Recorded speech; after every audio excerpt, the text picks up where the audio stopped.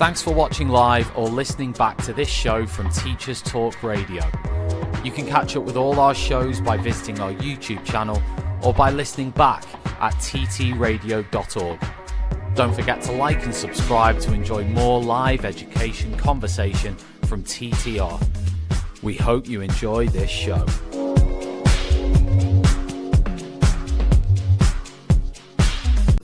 Outstanding and world-class vision and world-class this. I'm a real leadership geek, honestly. I've spent my whole career reading books and chatting to people. I just find the whole thing and the announcement, the way it's been announced, bizarre. If you could move away from a model where teachers are so intensely focused.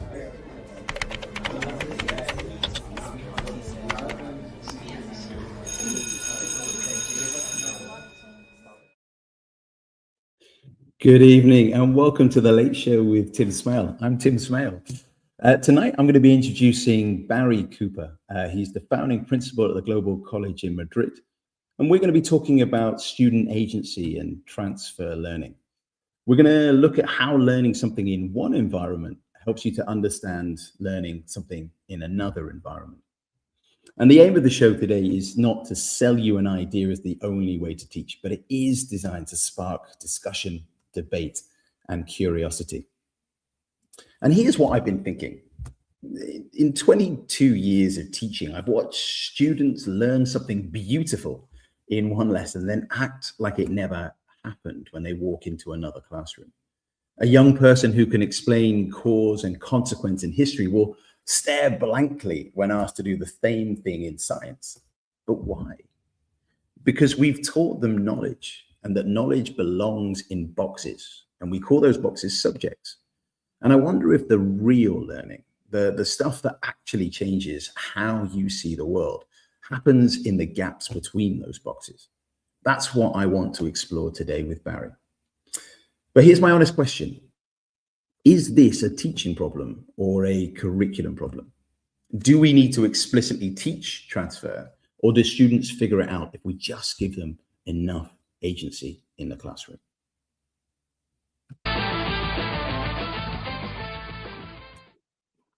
There is no expense spent on the special effects for tonight's show. In our first feature, we have I Got News for You? And I wanted to talk about a headline that stood out for me. And this was the Mossbourne Academy behavior scandal that was sort of reported on in December and January. And this was where a safeguarding review found that Mossbourne Victoria Park used isolating and shaming practices on pupils, with the report stating that Ofsted's growing emphasis on behavior has incentivized schools to adopt stricter policies. The thing is, reading that report, I found the findings pretty damning. We have a school that is exercising a no excuses model and also couples with that with inadequate safeguards. And this leads to this policy of zero tolerance. That policy of zero tolerance is causing serious harm to vulnerable students. Fixed exclusions were very high, particularly amongst the Black Caribbean heritage students and disadvantaged pupils. Now, this is a headline about a highly successful school. It was 7th in the country for Progress 8. It was rated as outstanding by Ofsted in 2023. And their strict behavior models have been held up as a model for other schools to follow. Now, the review revealed to me that their strategies were causing harm to vulnerable children, and it raises fundamental questions about what good behavior actually means. It is surprising, though, to me, that we still don't have a consensus on what factors contribute to developing positive behavior within schools. Teachers and schools, for me, appear to be working in silos, and we all preach our own models of how to make behavior work. But when we get it wrong, the impact can be devastating. We have the likes of Tom Bennett, who say that the school gets fantastic results for its children and is, by many accounts, a brilliant place to be. I'm not sure how to understand that as justification. As an educator, maybe I've been lucky, but I've always seen behavior in a completely different way. And it saddens me that schools can prioritize results over kindness. And so I want to invite your comments. If you're listening back on podcast, if you're listening live, let me know what you think. Are we getting it right in schools on behavior? Tell me if I'm wrong to be thinking that maybe we should be thinking with kindness and not results first. So tonight, our guest is Barry Cooper. He's been in education for over 25 years.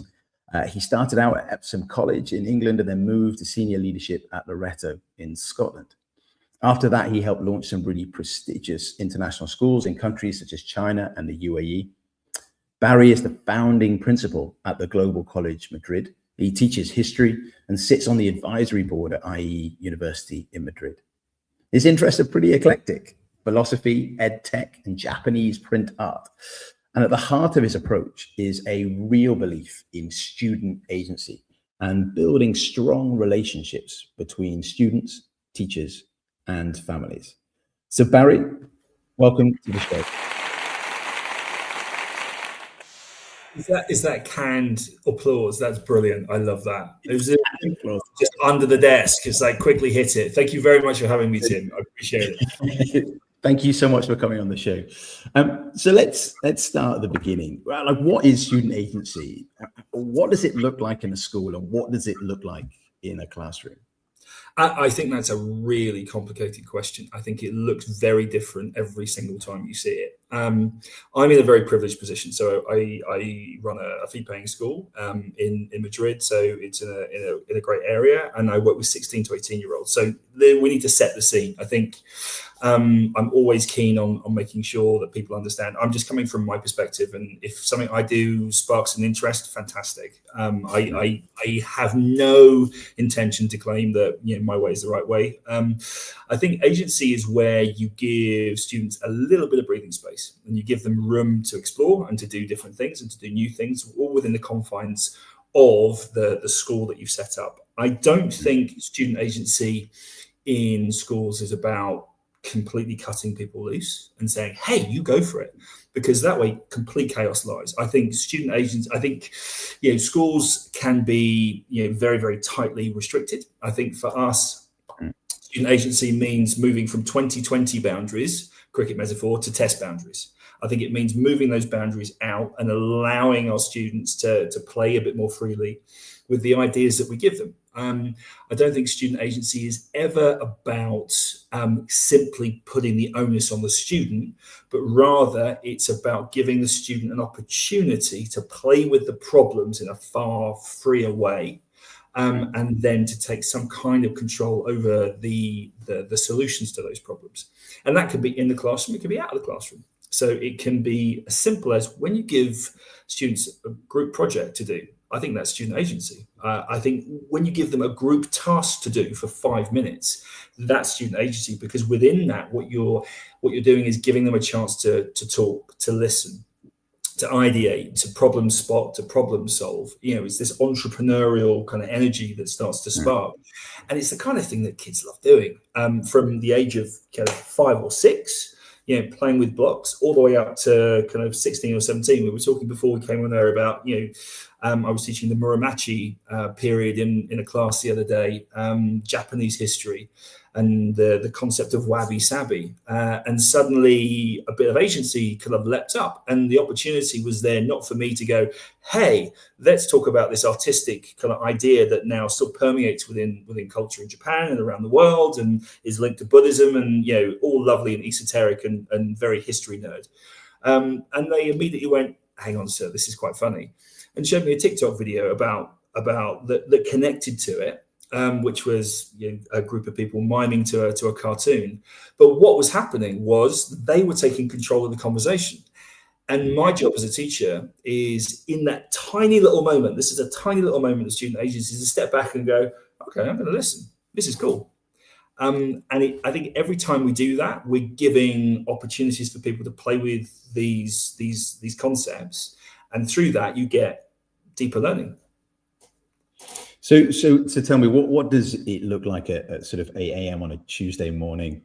When we're sort of thinking about student agency, what does it look like? Buy coffee is what it is at 8 a.m. on I think for me in the college we student agency. So we, for example, The students come in for their classes, so we don't run we're not presenteeist in that fashion. So students can come in for their first class. So you won't see everyone in at 8 o'clock in the morning. What you will do is you'll see people in at 8 in the morning. Some of them you'll see in at 7:30. So we open our campus early to make sure that students who are coming in early or getting dropped off, if mum and dad work in the city, there's space there for them to work. So we've got an environment where students who are coming in or staying late can work. They can work in a nice environment. They can work in a quiet environment if they want to, or they can work in a collaborative environment. So that's agency. That's their opportunity to say, I'm going to get to school early. I'm going to go to the cafe. I'm going to get a cup of coffee. I'm going to get a croissant. I'm going to sit down and I'm going to cram for this test I've got at 9:20. I think that part of it, that opportunity, that structural opportunity is agency. But this is framed for 16 to 18-year-olds. I think for schools that have a much broader age range, this could mean any number of different things. So this could be the opportunity for students to take some control of the way they come into school. So 5 and 6-year-olds who can move from having to be dropped off, handed over to a teacher at the door of the classroom, moving that to they get dropped off by parents at the door of the school, and they find their own way to the classroom and they talk to people on the way. That's agency, and that's how we slowly deliver and deliberately create chances for our children to take control of their lives and take control of the actions that they take. If you're talking about in the classroom, it really depends on what you're teaching. If it's experimentation, if it's discussion, if it's debate, it's simply asking the question, what did you get up to this weekend? Or what have you been reading? So the first thing I said this morning to one of my students when they walked into the classroom is, I know she's a classics fan. And there was something about Elon Musk getting cross that this amazing actress, Oscar-winning actress, Lupita Nyong'o, was going to play Helen of Troy. I said, what did you think of that? That's mad, isn't it? She said, yeah, she's going to be brilliant. And we had a 2-minute conversation about the Odyssey and how it's actually in both our diaries for when this film comes out, because I'm a big classics fan. But that then allowed her to talk to somebody else about that. And suddenly it sparks a conversation, and you're giving that power, I think, over to the kids. I mean, are students hardwired for student agency? Are they already empowered and we're just opening the door, or is this something that needs to be absolutely? I don't think we need to do much at all. I think what we need to do is just kind of step back just a little bit. And I think for people who are anxious about this, I was like this when I was a young teacher and being very much in control. And I think there are 2 watersheds in a teacher's life. One is when he realizes he's not the smartest person in the room. And the second is when he realizes he never was. And I think with that, if you could just kind of move back just a little bit, give people some breathing room, that in itself starts to create the opportunity for people to take a little bit of control. You still have control of the space and the direction and the problems that you're setting the students in whatever subject it is, be it languages or maths or science or the humanities. But removing yourself from being the sage on the stage, that in itself is an opportunity to entice students to take a bit more control. Is there, when we're talking about student agency, is there a sort of a line at which point we're just abandoning them to their own sort of devices and their own ideas, or is there a line with abandoning them and then empowering them? Is there a divide, or is it just... I mean, I don't think you want to abandon the students ever. I don't think that's the case, because what you want to be as a teacher is the person they always go to hang on, sir, is this a good idea? And it's your job to say, look, this is where the boundaries are. And if they step outside of those boundaries, it's getting them back inside to allow them to see what the chances are, what the opportunities are for them. I think if you're abandoning students to their own devices, that's not creating student agency. That's just being crap at your job. Because our job is, it is. Our job is to help these young people figure out who they are. I've got a fantastic colleague who says schools are a place for becoming. And I think she's absolutely right. She's our vice principal. I mean, she's so wickedly smart. It's brilliant. And it's fantastic to work with people like that. So for me, schools being the place for becoming, that is a maxim that we try and hold to. And within that, you're then giving them that space, but within the limits that you set. Yeah. So, I mean, I guess, for many, the classroom reality is this, isn't it? We've got that year 9 class. They're a mixed ability class. You've got 28 students in there. We've got a curriculum I have to get through. I've got 50 minutes. Where and how does student agency fit into that? I think it's in the small spaces first. If you're not sure about that. So if I was teaching year 9 history, then for me, it's about discussion and debate about the ideas, because I think great teaching leads to great results. I think a simple, if you're focused too much on what the metric is going to be, you're never going to get great education. You're never going to get great teaching. You're never going to get a really enjoyable environment for the students. So I think the opportunity there is to give the students chances to dig into a problem or an idea or a concept or whatever it is you're dealing with in the classroom at that point, be it a scientific method, be it the periodic table or the history, why does World War I start, and then help them come to a conclusion about it in their own way. So whatever that may be, because we're there as guides. And as we move forward as teachers, with AI is rearing its head in the background somewhere here, more and more we're going to be people who are guiding these youngsters through these ideas with the help of these different technologies. The human being at the center of this, in my view, will never not be needed. There's always going to need to be someone there who injects that humanity into guiding young people on their education path, be it mathematics or science or whatever. And I think it has to start small. And if you're not sure about agency, but it's contextual. So I'm not going to stand up and say this is how to inject agency into year 9 maths. But if I was going to inject agency into year 9 history, I'd start the day off with a problem. And I just ask them, why does war start? And then immediately the discussion will boom. It's because of this country or that country, or because people haven't got stuff, or because those are the bad guys. And say, okay, well, what's a bad guy? And then immediately you've gone from economic versus political causes of war to morality. And this is with kind of 13-year-olds, 14-year-olds on a Tuesday morning. And that's really important things to do. That's a really important discussion. But with mathematics, you're then, okay, who can solve this problem? Who can lead us through this problem? Who can help us all understand what's happening here?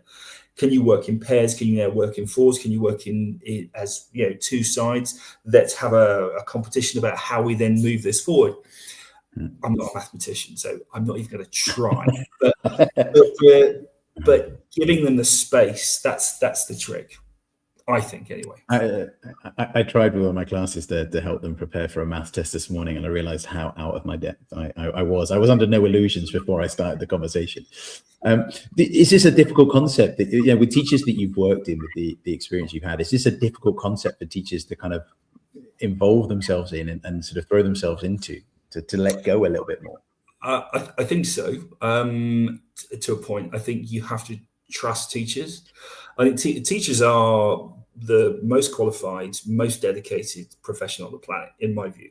So everyone you work with has a minimum of 2 different degrees. They've got their first degree and their teaching degree. Most of them will have a master's, so that's 3 different degrees. That's 8 years of study. They're deeply passionate about what they teach. These are people who really love it. And so to not trust someone like that, for me, is just like, well, that's mad. These people are amazing. These people want these youngsters to get it and to understand it and to be as passionate about it as they are. So you have to give them license to experiment. You have to give them license to play about with. If you've got the opportunity to give them funding or to trial and error things, if you can get those for free, if you can get platforms for free, if you can try new things in the classroom, give them a chance to play with these things and to take them forward and to create opportunities for students in the classroom. Teachers are amazing. So you've got to, and I think if you micromanage teachers, you'll get what you deserve. If you give teachers.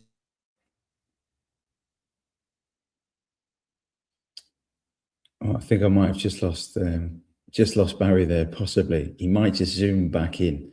Otherwise, dear listener, you're going to have to listen to my humour for the next 40 minutes, which will be terrible.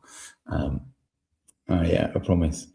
I'm just going to let Barry have some time just to see if we can kind of get the technological issues sorted. So it moves me on to my next feature, and then hopefully I'll have some time to ask Barry a few more questions. But this is our shout out board and the lessons learned. Shout out board. As I promised, there is no expense spared on the special effects. Just one more time. Shout out board. So in this, what I ask teachers and listeners and people catching up on the podcast is there anyone that you know who needs a shout out? Are there any teachers or leaders who are deserving of some extra recognition, a kind word, or a little bit of educational love? Feel free to post comments up online. I've had a few people just reach out to me and just sort of ask for a few mentions. And the biggest one that came out a few times from those teachers who wanted to shout out was a big shout out to teaching assistants and all support staff. With the pressure of more and more children with additional needs, teaching assistants and support staff are working harder and harder for not enough money. And it is a huge resounding thank you. You guys are absolutely amazing. So I also wanted to ask Barry, when he comes back on, just to ask about a mistake or a tough moment. I think this might be Barry coming back into the room. Barry, you're back. Can you hear me okay? This is one of the issues when you're running. Yeah, perfect. This is an issue when you're doing stuff on the internet and your kid kicks the Wi-Fi out of the wall. So sorry, that was a quick run to the back of the house and a quick reset. That was probably the fastest it's ever happened. I apologize to anyone who's left with dead air. I think the problem was I had to put up with my humor for just a little bit of time, which was pretty terrible. So Barry, I was just into our little segment, which is the shout out board and lessons learned, just before I kind of go back to ask you another question about student agency. But I was just wanted to ask you if in this sort of segment, are there sort of any sort of mistakes or tough moments that you've had that maybe taught you something valuable in your teaching career?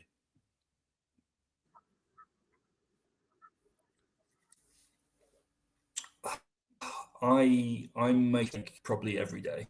I think all of us, I think it's where we learn the most. I think big mistakes I've made. I think the biggest has been an assumption of what a good teacher is or where I should look for my inspiration. And I think over my time, I've learned that every single person I work with can mentor to me and to what I do. So I've had mentors who have been 25-year-old marketing interns. I've had mentors who've been 80-year-old kind of emeritus governors of schools. And I think the resistance to just go out and to people that I got over not very quickly, but eventually has helped me no end. I think the more you reach out, the more you speak to people, the more you learn. I think as well, another big mistake I think we all make is think, I need to go to this conference to learn more about X or Y. I think that's absolute rubbish. I think going to conferences is great if you've got the budget for it and you can go and you can meet people and get interesting ideas. But I think sometimes what schools should be doing is saying, hey, let's invest in a small library that people can kind of read the latest research on what's happening in education. You can create a library for your entire staff for the same price as sending the head to the HMC conference. I mean, that's a couple of hundred books. So it's an opportunity there for immediate learning, for people to actually have these ideas in a staff room, talking and going through that. I mean, I did this week. I bought kind of a core team where we're working through some stuff for application to a new board, and we want to do some work on how we go about thinking about teaching and how we go about thinking about what we do in the classroom.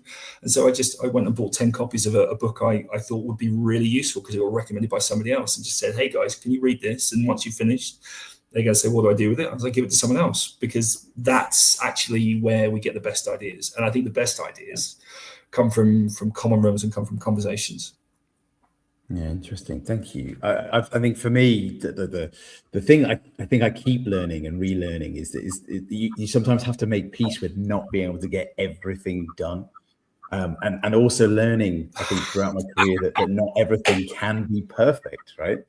Like I think we face a lot of pressure on social media forums, right? Like, and I think that we have a lot of voices out there that are selling a particular concept or a particular idea, and actually, I think that leaves many of us who are looking at these social media feeds actually being sort of pretty hard on ourselves, because we feel like we have to overcommit ourselves in order to meet these expectations of what people are professing to be the thing that we have to be doing, and the books have to be marked in this particular way, etc.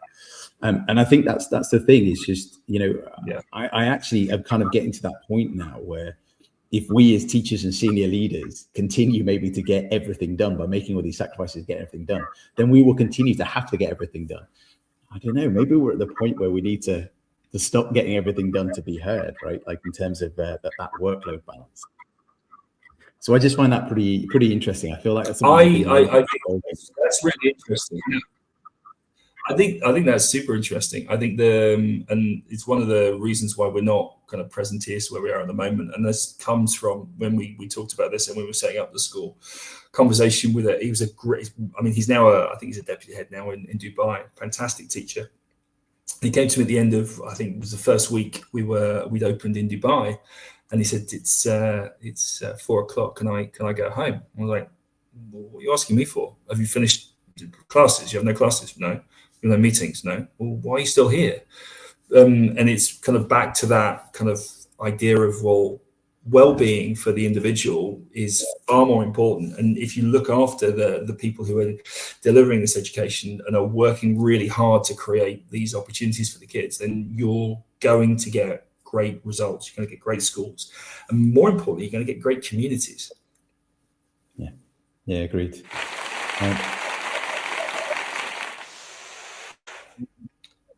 Ooh, that was nice. I'm going to get this button from the office. I'm just going to play applause whenever I'm just like, I need some. You haven't heard anything yet. I've got a few lined up that are going to be crackers, absolute crackers. I really hope that doesn't make a viral clip, right? This show is brought to you with Hachette Learning, publishers of professional development books and resources that support great teaching and learning in schools around the world. Level up your professional development today and visit www.hachetlearning.com to explore the full range of titles. So Barry, it's time to put you back under the cosh. And I want to talk now about this idea of transfer learning and the sort of learning in the gaps. And it's this idea, as I understand it, that you learn something in one context and therefore you can apply it in another context. The question I've got is just a humble one, really. Like, why is this so hard for students?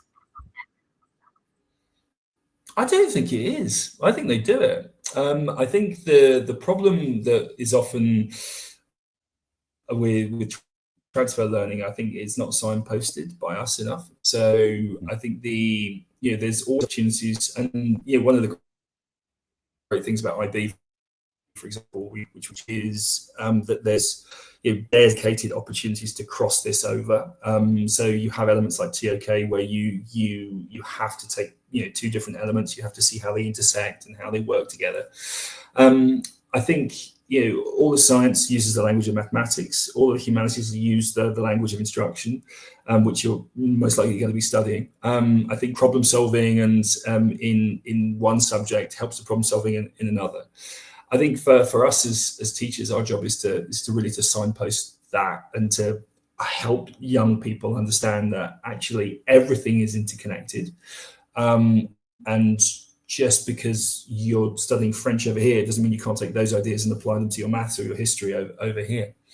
And I think it starts at the very basic level. It starts with ideas about problem solving. That point then can lead on even more opportunities to cross over in terms of material, in terms of themes, and that then leads to wider discussions and I think deeper learning. In terms of where you've worked, like as I kind of understand that with the research I've done, you've sort of been quite deliberate in blurring the lines between things like entrepreneurship and technology and traditional like academia and academics. What actually happens to a student who begins to start seeing those connections across different areas?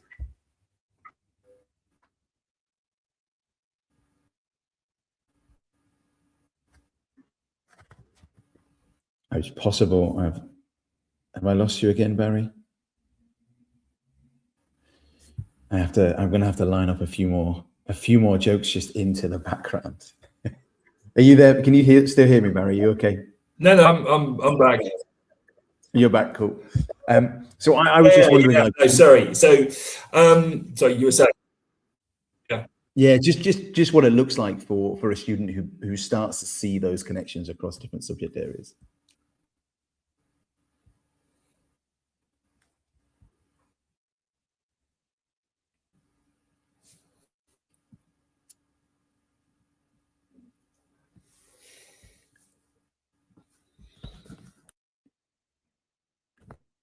I think we might be struggling a little bit with the Wi-Fi connection just here. And we're just going to see if we can kind of get some fix on some camera and some Wi-Fi, and we'll see how we go. So now, because I break the show up, fortunately, with features, right? Is that I have now the late rant. Again, no expense spared on that special effect. Barry, are you back? Sorry. Right. Okay. Let's whilst we've got you, let's jump into that question. I've moved to the other end of the house. Right. I should be better now. Yeah. Okay. So I'm just wondering, what does it look like for a student when they begin to see these connections between different subjects and different disciplines? What does it look like for a subject? For a student when they start seeing these? Yeah. So what happens when students? I think it happens kind of. Yeah, I think the benefits are that the learning and the process of learning crosses over these different subjects, and so the approach they take to one subject then allows them to learn another subject. I had a great conversation with he works for Microsoft. He's a coder and he works with really big problems. He runs big teams, but for him, I asked him what he thought was the best subject for students to be taking if they're thinking about computer science, and his answer was Latin. I'm like, well, okay, interesting. And for him, he said, look, it's about problem solving. And anyone who's studied Latin knows the pain of hunt the verb. It's where, how are we going about solving this particular sentence? And it's because you're using rules. Those rules become more and more complex as you go. Those rules can have shortcuts, and this is the fundamental part of the development of technology, development of coding, development of language, and everything I learned in the Latin classroom has helped me more than the technology classes that I took at university, which became defunct as soon as I started working because the technology moves at light speed. But the underpinning logic, the underpinning problem solving that I got from these different classes has helped me move forward. The same thing happens in our schools. The struggle you face in one place will help you with the struggle you face in another place, because what you're doing is you're applying those same learning processes. When you go beyond that, then you can start saying, well, look, my maths helps me with my economics, and my history and my English are intimately connected, and the argument and the ideation and how I start to express myself, and communication as well, as you go across these different places. But then the very themes that you're looking to try and encourage people to understand, and you can start to develop morality and ethics in science, and at the time you can start to look at the history of that and how that's then put into or discussed in literature.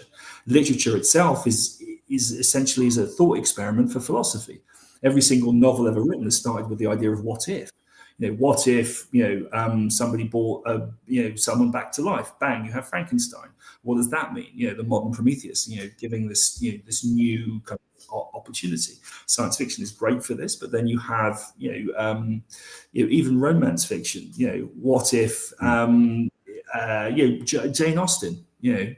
Really simple ethical problems that we face every day, and young people are starting to understand a part of their lived experience, are extant in the books they read in class, in the problems they see in history, in the nature of mathematics and its connection to their world. And our job, if we can signpost these things, allows these young people to say, okay, this is transferable. I can use this elsewhere. And I think that's the beauty of great education. Is it quite a natural thing for students, or is it really does boil down to our explicit teaching of that? I think skill? I mean, I'm very much for this kind of stuff. I think agency is quite natural, but I think with this, I think because we as people like to put things in boxes. I think here you have to try and open those boxes. So I think we as teachers have to be more specific in our instruction. I think it's quite tough. I think it is quite tough to move out of your silos. And if we can do that and show young people that they can do that, I think you end up with a win. Yeah, it's one of those things. I sort of find out from my students that they are studying World War One content in English, and for me, I'm raging as a history teacher, sort of saying, "Look, hang on, why are you stealing the best bits? Give our subject back." But again, there feels like there are so many opportunities for student agency. Oh yeah, absolutely. But also to explicit reference it. Sorry, go on. Yeah, but for teacher agency as well. If I don't know something, I will say, you have to talk to this guy or this woman. I mentioned one of my colleagues earlier. She's a linguist, and so if we're talking about the nature of language, you've got to go and talk to her. If we're talking about philosophical problems in science, you've got to go talk to him. So and this is the great thing about a collection of teachers is incredibly well educated and incredibly interested in the subject and incredibly able to make that subject a reality in different ways. And once you get teachers stepping outside of the comfort zone or rather the confines of the curriculum, you'll find actually this is it becomes quite cool. Is that the challenge though? That because teachers do have that curriculum content, does that sort of narrow the space for these kind of opportunities? No, I don't think it narrows the space for it. I think you have to be creative to be able to do it though. So I think you can give people the curriculum in interesting ways, and you can also veer away from the curriculum in a way that's going to allow the student to access that curriculum in a far better way. I think everyone's got their kind of pet, their favorite book they want to teach, or their favorite part of the science curriculum they want to teach, or their favorite experiment. And so we can inject that into what we do. But I think you have to, I think sometimes if the curriculum is very tight, I think the IB biology curriculum, for example, is just the amount that's on it is just immense. And so to do all of that curriculum, sometimes you have to kind of make trade-offs. But I think the creative teacher, and again, teachers are amazingly creative, if you're given enough agency and license to be the kind of teacher you want to be, I think you can do amazing things with it. Okay. Just a little comment there about the PLTSs. I don't know if you remember those sort of coming in the 2000s. I remember having to do them on my lesson planning. the PLTSs was a little like this for students to link knowledge across the curriculum. It was very, very powerful. You get that in TOK as well, which is quite fun. Yeah. So we are ready to move on to the late rant. No expense spared on special effects. Maybe I should spend some money on the special effects. I don't know. I employed my kids to do a couple as well, so we'll see how that goes. Look, in this part, like I want to sort of talk to you and also reach out to our listeners and just sort of what is bothering us in education. And sort of put out a couple of posts just to elicit some ideas. And Barry, I wanted to kind of get your thoughts and your comments. And see if you agree with any, disagree with any, and see how we go from there. So the first one is about the capitalization, as it's been put, the capitalization of education and turning everything into people in suits with jargon and meaningless phrases. What are your thoughts on that? Do you think everything's getting kind of commercialized in education? That's a terrible thing. I think everything is commercialized. I mean, it's not just education. So, you can, in the classroom, you can move away from that. I think the reality is, if you're running, especially if you're running a fee-paying school, that's part and parcel of what we do. I think I'm very fortunate in the environment I work in. It's not like that. And both the CEO and the board chair are very much about, we want the very best possible school, and it's not about jargon. I never get hit with jargon. It's an incredibly supportive environment, which I'm quite fortunate to be in. I think teachers in the classroom are the ones with the real power. I think that is the most important thing that we do, and where we focus on that, I think we will always come out on top, because you can do amazing things. Just one teacher, it's the Malala thing. One teacher, one pen. Go. It's an amazing opportunity to just be in a classroom, and it's a privilege, but it's also a responsibility. And I think, yes, suits and commercialism and everything else comes into it, and I get 50 emails a week about selling me this or selling me that, and people trying to sell me, shortcuts. But the reality is what I want to do, and what we try and do in schools, and that's every single teacher, is nothing to do with the tech that people are selling us. It's about a human connection, because that's what schools are. They're collections of relationships, and we focus on that, we get great results. See, I worry because the person who wrote that in knows me, and I obviously used to have to wear suits and use jargon at work. So I'm just hoping it's not a personal dig, So the second point that came in for our late night rant is how much money is spent on pointless inset each year. I try not to spend money on pointless inset. I agree. It can be, you can get sold a pup.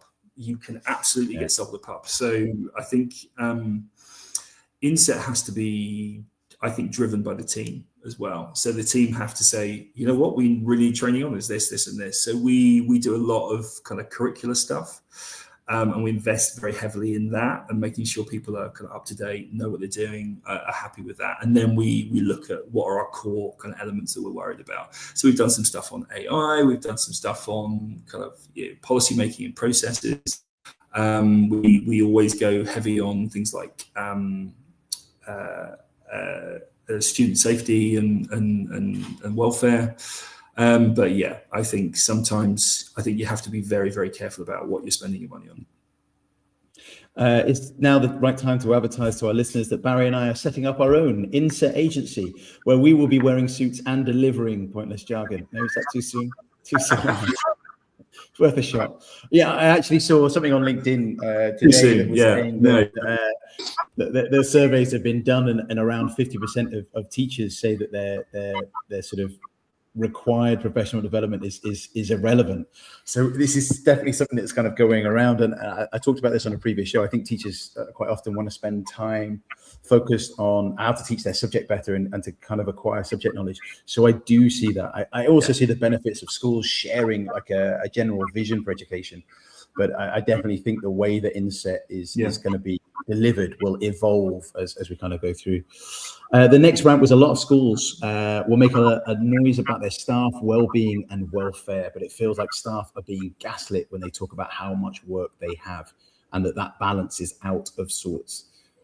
It seems like well-being is a really big problem in education, I think, with a huge amount of work put onto the plates of teachers. We're always connected results. Any thoughts on that, Barry? I mean, as school leaders, you have to lead by example. You have to not send emails at 9 o'clock at night. You have to not send, unless you have to put the bat signal up and say, "Hey guys, I really need some help," and you have to ask for help. If it's a weekend, people with their families, you have to respect time. I sometimes put too much work on people. I know that, and when that does happen, I want to step back and say, look, okay, that was too much, and you have to take care of your teachers. And I've done that in the past, and I try. I'm very mindful of how I go about that. And if I think for a second anyone is struggling, I'll want to kind of step in and make sure that everything is working in the right way for them. I think it's a tough one. It is a tough one. And I think part of that is leaders making sure they are in a position to be approachable enough for someone to say, "Hey man, this is too much." But on the other side, you have to make sure people understand what the expectations are, because sometimes people will work, all the hours, and other people will phone it in. And so you have to be the person who says, actually, this is what the expectation is. If you're doing, too much, that's one thing. But if you're not doing enough for these kids, that's another thing. And that's the heart of education and decision making are the students at the center of that. Yeah. The last rant, I think, is probably the most important, Barry, and one that we're going to have to get our collective minds around. Car parking spaces. Even though I don't have a space, someone keeps parking in the space I like to park in. What is up with that? I walk into work. So I take public transport to work. So we're very short on parking. So it is a thing. We've managed to find extra parking for the team. So that at the moment is not a struggle for us. But don't be territorial. It's the same with the chair in the staff room. Yeah. Like certain chairs have got the right imprint just for us to sit in. You'll become okay. Sorry, listeners. Okay, so now it's just down to the honest questions and just kind of questions I think maybe the listeners might be thinking and not saying, and also because with quite a few of them I don't really know the answers to them, and it's a great chance to kind of talk to you. So do you think that student agency is actually accessible to all schools, or is it a sort of a luxury and a nice to have?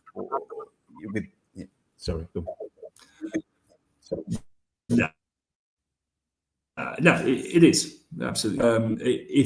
If you can take a step back, and even if you're in a school where maybe you're worried about behaviour, if you're in a class that you're worried about how they're going to approach kind of certain tasks, you can start small and give them kind of little tastes of taking this forward themselves. It's available to everyone. You don't need to be the best teacher in the world. You don't need money or tech. What you need is time, patience, and a bit of bravery. Yeah, I think that's a really good point to make. And then as a profession, do we trust teenagers enough to give them real agencies, or is this a set of controlled choices and we've got to set boundaries? No, it's a set. No, you're right. It's a set of controlled choices. I think. We have made kind of different policy decisions at the college over the last kind of 3 or 4 years because we involve student voice. And that provides us with a great opportunity to understand the trials and tribulations of the students and what they're going through. But I think at any point, a school still has to be an environment that is safe and secure for young people, and it is controlled choices, absolutely, for the most part. Although getting their input is a really beneficial thing for school leadership, for teaching, for the whole community. Yeah. So what does that look like in your school? Is this sort of the students giving advice on I don't know, mobile phone policies and how maybe So so there's a standing committee for the student. So the student leadership committee is the standing kind of opportunity to talk with me and then to talk with the senior team. And then where we have particular kind of issues or particular things that are kind of coming up, so like mobile phone technology, AI, etc., we'll convene a group of students who are really interested in the topic and say, look, we want to know. And I think the more you talk to students about these, and it has to be, this is what's happening at the moment, so we want to know. And I mean, the other day, for example, with what was happening in Venezuela, I wanted to understand that because we've got some Venezuelan students. So I went and talked to them and said, look, what does this mean for you? What are the issues? How can I help? What can we do here? What do you want to do here? Do you want to talk to people? Do you want to help, other people understand? And just having that conversation, I think is really important for them to feel part of the community. But it also can then lead on to other conversations that make that community stronger. Interesting. Are we sort of as teachers, though, quite often working within a system that really tries to actively resist student agency? Yeah, and you have to fight that. I mean, you have to. It's a great opportunity for young people to learn and to have that deeper learning by taking more action and more control of their environment and their learning. I think that the overall research came out and said, look, this is the very purpose of teaching, isn't it? For students to be able to learn something and apply it in a variety of different situations. It is exactly that, about the transferring of learning, but also actually giving agency so that students do have choices in terms of how they overcome the challenges that we're putting in place for them. What is the best thing that you've seen with student agency? Like, what is the most exciting thing that you've seen with student agency?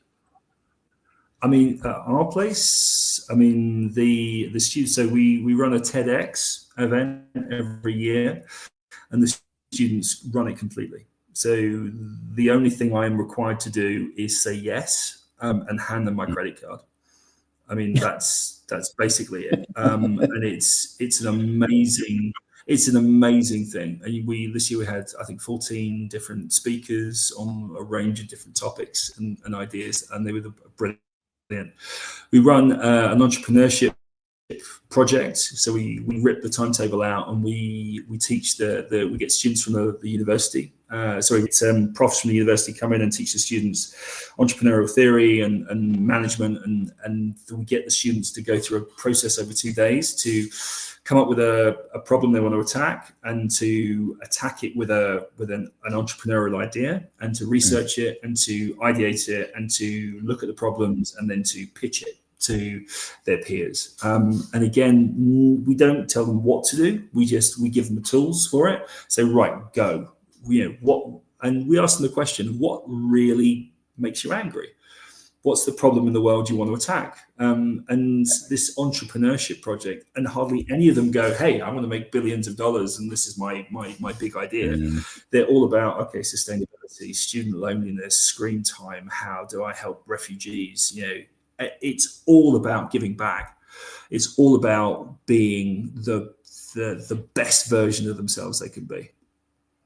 It's amazing.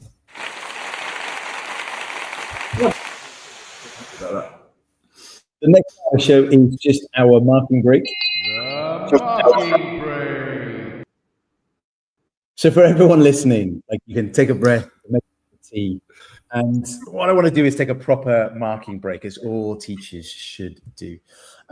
Just thinking about outside of school, Barry, and what keeps you sane outside of school at the moment? Is there anything that you're reading or watching or doing that maybe just helps? Yeah, I'm a father of 3 kids, so that's my focus in the world. So that's the key thing, being a parent for me. I mean, beyond that, I play games with my kids. I got into kind of Warhammer like 18 months ago, so which is fun, and again, transferable skills. It's fantastic. It's learning to win, learning to lose, painting the models, design, fine motor skills, mathematics, reading. So I've got an 8-year-old who can kind of rattle off the data sheets for his entire army, which is terrifying. And he's a conniving, cheating little swine at the best of times as well. Is like all 8-year-olds should be. Reading. I like reading. I'm reading philosophy and things like that. I'm reading Bento's sketchbook at the moment, which is very strange, kind of it's half art, half reflection on Spinoza's ideas, and apply. I use that, and I try and apply that to what I do on a daily basis. Yeah, I don't think I've watched a full movie for a very long time. I normally have to do it in several parts, but we have got a little bit hooked to the TV show Slow Horses. That is good. Yeah, when the kids are in bed and the marking is done in the evening, my wife and I are just like, right, we get an episode in, and then you find yourself at a ridiculous clock at night going, why have I done this to myself again? Yeah. Thank you, Barry. I think it's good to kind of separate that it's important to have well-being and things outside of what we do as a job, because whilst our job is amazing, we also are humans too, right? So the next bit is, again, no expense spared. Make us laugh! That's my 4-year-old son. Make us laugh! Who's saying, make us laugh. Okay. Can you make us laugh live on air? So listeners, if you have a story and you want to write in, do you have any stories that will bring a smile to our faces? You can direct message me on LinkedIn. If you're catching up via podcast, you can put a comment up here. But the challenge is, can you break our stern teacher look facade and make us laugh live on air? We'll see. Go on. I mean, I don't have to tell you a joke. I mean, I don't think I can make us laugh. It's no. The pressure's not on you, but mine is definitely a confession. I had this idea when I was working at a previous school that we were studying. I was teaching geography, and I am terrible at teaching geography. I love the subject, but I am awful at teaching it. I'm a historian through and through. And so we were looking at the concept of keyhole gardens. I had a great idea, which was to get the students to build a keyhole garden. I managed to source some bricks. I managed to source some sort of mud. I managed to source some plants, all this sort of stuff. And I completely overestimated the ability of 2 class loads of geography students to be able to do anything laborious in any way, shape or form. I would have to say it was the worst looking thing I've ever presented. So once the students went, I went, guys, you've done a great job. Amazing. Well done. I knocked it all down, rebuilt it. It still looked terrible. It was such an eyesore. And the thing is, it was on the route for fire alarm drills. And we used to have to do all these fire alarm drills on a regular basis. I just go out and wince at this garden as we kind of walk past it. And thankfully they knocked it down. And I remember going into the head's office and going, I am outraged. I cannot believe you didn't even talk to me about knocking this garden down. How much work did I put into it? Just going, I'm so glad it's been knocked down. But anyways, moving swiftly on. So Barry, it's now just like, what can teachers actually do? So if there's a teacher listening to today or catching up via the podcast, like what can they do if they want to help their students make connections across subject? Like what is one thing they could maybe try this week? Have a conversation with colleagues in the staff room and find out what they're teaching. I mean, so I'm teaching year 9, whatever, this week. What's everyone else doing? I want to see how I can connect stuff up. Your colleagues are your best allies in everything. And just start with that. Have conversations and go from there. Great. What kind of other activities do you think maybe would encourage transfer without maybe a curriculum overhaul?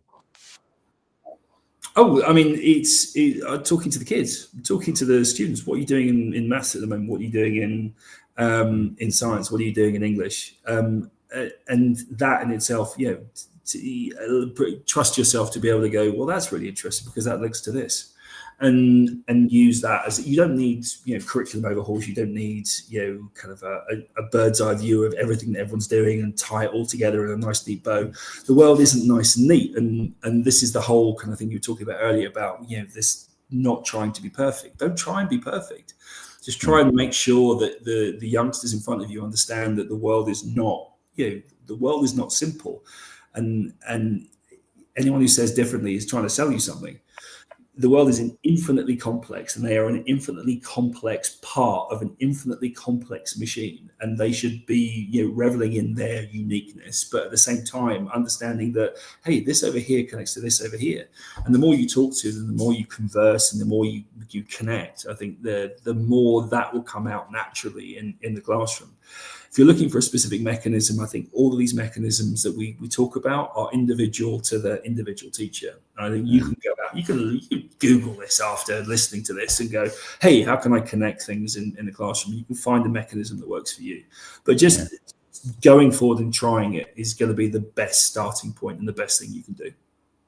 Yeah, I think that's one thing I want to take away from the show with you today is to kind of go out and try these kind of different things. I would like to see from my own students, me sort of celebrating a little bit more that transfer of learning and sort of trying to kind of connect the dots a little bit more actively, because I think that's going to empower the students. I think that's also going to empower what I do in the classroom. I feel lucky with the subject like history. There's a lot of discussion, debate, critical thinking, and I think that's a perfect kind of battlefield to go and try this on as well. And also to kind of open up the door to maybe what is going on in that English classroom where they're trying to steal my subject. No, just joking. But to go in and then actually celebrate that and sort of kind of go from there. So thank you, Barry. So this show is brought to you in partnership with Hachette Learning, publishers of professional development books and resources that support great teaching and learning in schools around the world. Level up your professional development today and visit www.hachetlearning.com to explore the full range of titles. So Barry, this is the most frightening part of the show. Okay. It is the quickfire quiz. That was quickfire quiz. The quickfire quiz.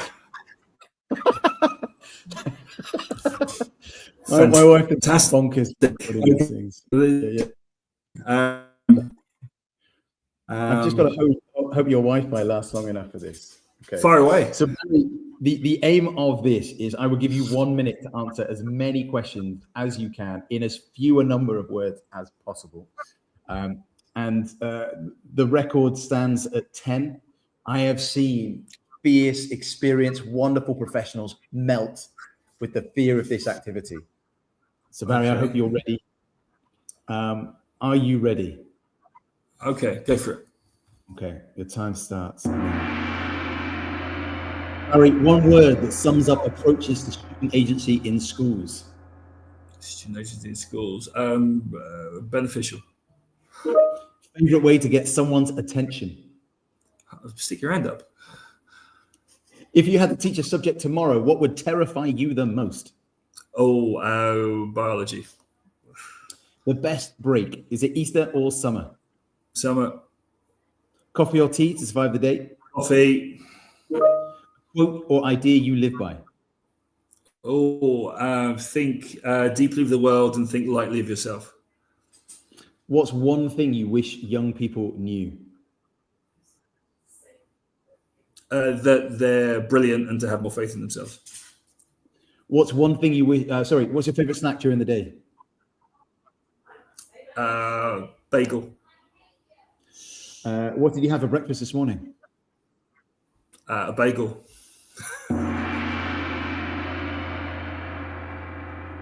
That's 9.